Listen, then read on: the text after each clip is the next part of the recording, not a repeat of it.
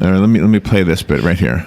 If you don't know much about Bitcoin, a great place to start is the 2008 paper, which introduced this by Satoshi Nakamoto. Of course, that's a pseudonym for a group of developers. But what they set out to do, it's interesting to read the paper. It doesn't talk about money. They were trying to solve a peer-to-peer encryption problem using hash functions and blockchains. They came up with a really cool solution, so you don't need banks.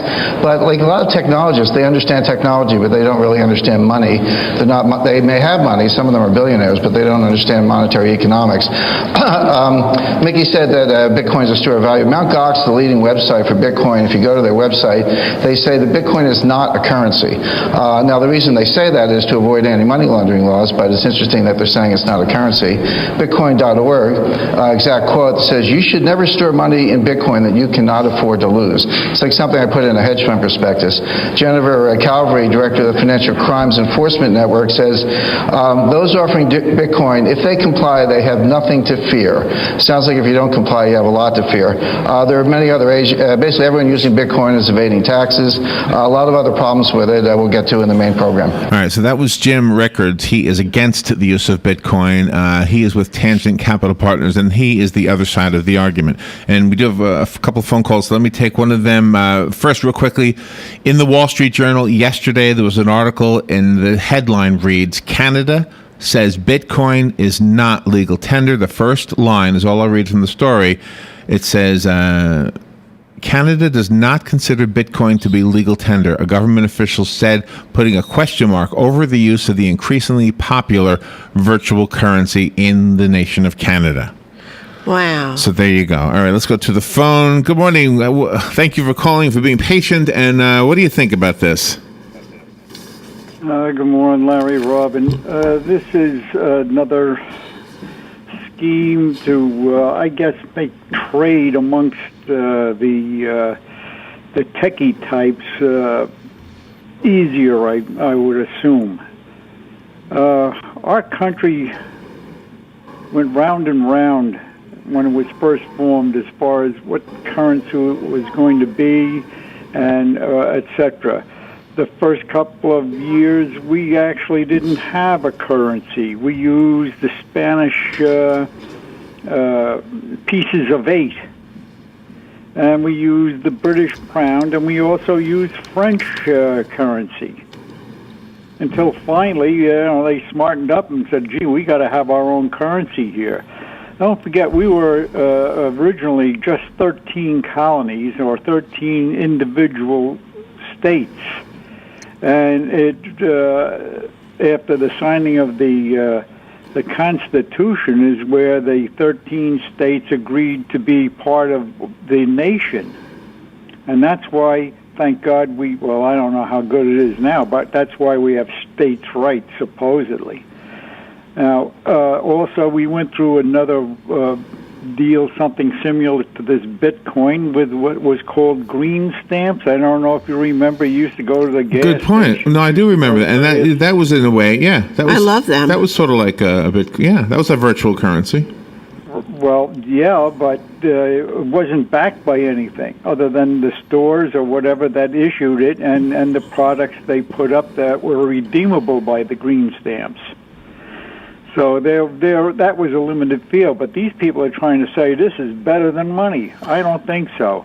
There is no government that is really backing this. That is, and that was the point of Jim Rickards in the soundbite. And the other thing is, I think Canada is doing the right thing, because you've got to keep your currency secure, unlike this country where we just decided to print 1 point something or other trillion more zeros there behind that pathetic one that's somewhere in outer space. So it's, I don't know, it's a hard call when you have an anti-American government in Washington. Yeah. And I say that with all earnesty. It's not meant to be a joke. It's not anything. I mean, just these people have no regard for the country and the American people living in this country. Yeah, thank you, Sonny. I think the man... Just one quick thing is, this is not a currency. It's a trading medium. And I hope people don't start thinking of it as an alternative money. What I don't understand about it, though, is that it actually can be counterfeited. So, how are you counterfeiting something totally virtual, totally? One last thing I'll hang up is, years ago there was a time when I don't know if you remember the small subway tokens. There were people actually trading in subway tokens there for a short time in New York. Well, so anyway, I mean, this has got to be kept different from our currency and not try to be combined. Thank you. Thank you. One of the points that is made also in the debate, and I won't play it, I'll just kind of try to paraphrase it because I want to take some phone calls from listeners, but it's regarding child porn or illegal pornography. I don't know what pornography is legal and what's illegal. Well, I know children in that stuff is nasty and illegal. But anyway, if somebody who wanted to buy it using their MasterCard, for example, could be tracked and discovered and arrested. Bitcoin, however, wouldn't be traceable, I guess. I don't know. That was the argument of Jim Rickards, by the way. I won't play the soundbite simply because we're running out of time. All right, let me take another phone call. You're invited to participate in this discussion, by the way, and you don't have to be against it. I'd like to hear if you're for it, why you are. The number is 622-WOCA. That's the WOCA Climate Control Source Hotline. Good morning. You're on the air. Thank you for being patient with me. Yeah, good morning. I like you, don't know anything about this thing. I read about it, and I get more confused by the day. A few years ago, there was a fellow that actually was attempting to start an alternate currency in the United States called Liberty Dollars, and he had stamped out coins in copper and silver and gold, and was going to start distributing them, and the government swooped down and arrested him and confiscated all of his gold and silver and copper and all his stamping dies, and I don't know whatever happened to the fellow. He's sitting in the back of some jail somewhere. I remember that story too. Yeah, I wonder what did happen to him. Yeah. Yeah. I don't know. It's kind of weird. I mean, it would be like just saying, you know what, we're going to all work with, old Confederate money. I've got some Confederate dollars. I'll accept them if you'll accept them. Talk about the most counterfeited piece of paper in the world. There are more counterfeit Confederate dollars than there were ever real Confederate dollars out there. Oh no! Yeah. All right. Well, that changes my mind. They're for sale here in Ocala at the that Wildwood Mall. Yeah. There's some for sale. Yeah. All right. Thank you, Jim. Okay, have a good day, all. Appreciate that. You had said earlier that one Bitcoin was worth $791. Yeah, today, because it changes all the time. So, but now if the Sacramento Kings and the Golden State Warriors are going to accept Bitcoin, so then the Bitcoins have to be like a quarter or an eighth or something like that. That's a good point. You have to split them That's somehow. a good point. I'll pay you with 1/10 of a Bitcoin or something. Yeah. I don't know. And those who do know are, well, you know what the guy said that I think is right? He said the people who are into technology know technology, but they don't know the money system. Yeah. And that's why he's afraid of it. So let's go to the phone. Good morning. You're next. What do you think? Hey, Larry and Robin. It's Mark. Hey, Mark. Hey, guys. I just also a historic platform here, which many Americans maybe are not putting two and two together. But if you look at the creation of our middle class from the 1800s through the late 1880s, the country organized, and once the workers realized that they were valuable to the pre-industrial revolution and started to be recognized as a political power, then the people that owned the banks decided that we needed to create a Federal Reserve, and also that's the same time frame when they created the income tax.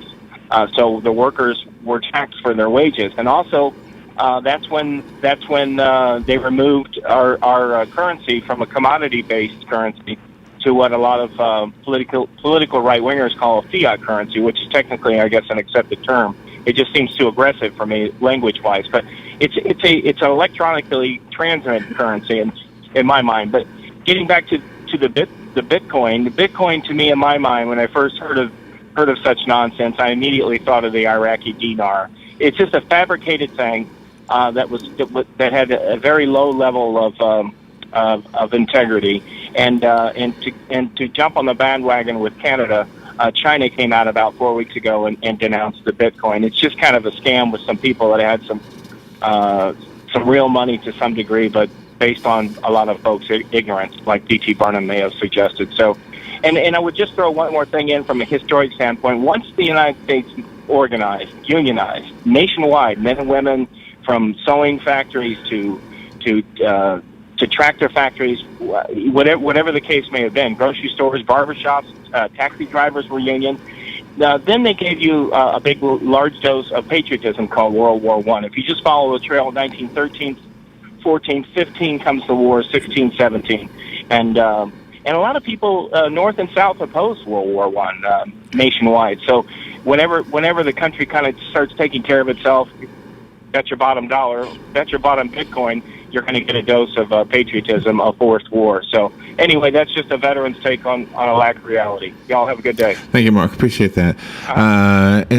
Okay, so and I'm still not any clearer on what a Bitcoin, how this is possible. So let me play a 44-second clip. Again, this is from Mickey Malka. He's with Ribbit Capital. He is for the use of the Bitcoin, and then I'll give the counter argument from Jim Rickards. How do I know that my Bitcoins are going to be secure? If I buy some Bitcoins, they're stored digitally. How do I know that I'll be able to get access to them? Where are they?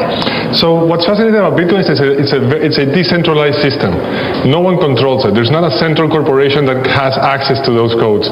It's a peer-to-peer network that is completely all over the world. So you have your codes, and your codes you can store them in a computer, and you can have them in your phone. You can write them in a piece of paper, your hash code, and that hash code is your wallet key to unlock from the peer network, from the decentralized system, the amount of coins that you own. So it can be as secure as you want it. You can take it completely off the grid and put it in a piece of paper, or you can keep it on your phone and use it to transact on a daily basis. All right, but it's just if you can hear through the accent, I don't know where he's from, but anyway, so he's for it, continuing to be for it. An article in the New York Times written by Paul Krugman, and I don't know anything about Paul Krugman, I'm just giving credit to him. He says the Bitcoin is evil. And just one more soundbite. This is again from Jim Rickards. He's against the Bitcoin, and here's what he has to say. We've seen this market sort of take off in the last year. Isn't the market sort of saying, hey, people are interested in this? The Bitcoins have gone from $10 to $108 today. Isn't there something here? Well, oil used to be 400, but the thing is, there have been, Mickey says it's secure, there have been over $1 billion of counterfeit Bitcoins produced. There are tens of millions of dollars of stolen Bitcoins.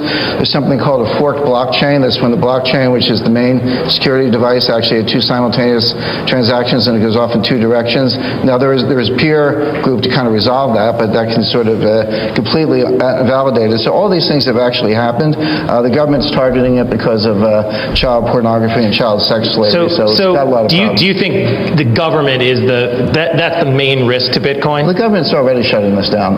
The thing is, the government has a big interest in child pornography and child sex slavery. They say, gee, you can buy child pornography with a MasterCard. You can, but you'll go to jail. With Bitcoin, there's a little more anonymity, so the government's even looking harder. So it's completely naive. If you think you're not under government surveillance with Bitcoin, guess again. Okay. I'm glad you said that. Now, Robert, at the beginning, did you write down what the Bitcoin was worth by chance? Yeah, $791 US. $791. Yep. At the beginning of this segment. Yeah. It rose since we've been talking to $799.90. Really? The Bitcoin rose by about $8 in this a little time that we've been on the air. Rose. So it is just there's an amazing thing going on right here, and I'm still using my dollars. I don't know. I mean, if somebody offers me, hey, I'll buy your whatever I'm selling on eBay if I'm selling anything with Bitcoins, what should I say? Yes or no? I mean, they're going up pretty fast. Yeah. So maybe it'd be smart to say yes. I don't know. So maybe you can say yes and then convert them to U.S. dollars right away. Yeah, so really. Where would you take them to convert? I would. I'd say okay, and then I'll go convert them to dollars. I don't know. It's a debate, and I think everybody so far from the listeners, I think they're all against it, and they've got some good reasons to be. I don't trust it. It might be inflating. All of a sudden, and the last man on the totem pole gets crushed by it. Yeah. Let me squeeze in one final phone call from listeners. Good morning. You'll be the last caller. Bitcoins, if you want a description of them, are like carbon credits that Al Gore sells. And it's, I don't know about you, but I think we could use Al Gore down here maybe with some of his hot air to warm up the temperatures a little bit. All right, Sonny, thank you. It's basically what it is, and it's just another way of being able to trade amongst each other, amongst these techies and whatnot, and avoid taxes. That's the only thing I see. You know what? That's probably a big part of it, too. Yeah. Right. Have a good weekend. Thank you, son. Appreciate that. Yeah, avoiding taxes is, well, excellent point right there. Thank you for that. So it went up in the course of time that it took us to do that little 20-minute segment. All right. That's fascinating. All right. Well, it's still a debate. I don't know that I understand it. And I guess if somebody offers me Bitcoin in exchange for whatever it is I might be selling, we'll have to think about it. Yeah, find out where you can, convert that Bitcoin into U.S. dollars right away. I won't be able to buy anything from Canada, that's for sure. Yeah. Right? Convert it to U.S. dollars. And would I be committing treason in a way by accepting it? Let me think about this for a second. Would I be actually participating in the harming of American currency by accepting something that's not American currency? Yeah. It might. You might consider that's part of what this is. Even though your bit would be not to be a pun there. Yeah. Be a tiny bit. You'd still be part of that, And considering that China owns a lot of the U.S. notes. Could be the end of the dollar, and that wouldn't be good for any of us. No. All right, so I think I do have a conclusion about it now. Well, that's good. That's why we debate, right? Yeah. All right, we'll take a little break, and Ocala Magazine Radio is coming up next. This is The Source, WOCA. We're listening to WOCA News Talk 1370, Ocala's source for what's happening in today's hottest, up-to-date news and topics. This is a public notice. Local residents can now save thousands of dollars on their next car, truck, or SUV. It's not a tent sale, because no tent is big enough to hold this many cars. It's OcalaForSale.com. Say goodbye to sticker shock. OcalaForSale.com has thousands of vehicles with no stickers at all. But hurry, don't walk, don't run. Just sit down and log on to OcalaForSale.com. Prices and inventory change daily. Offer does not include dealer reps.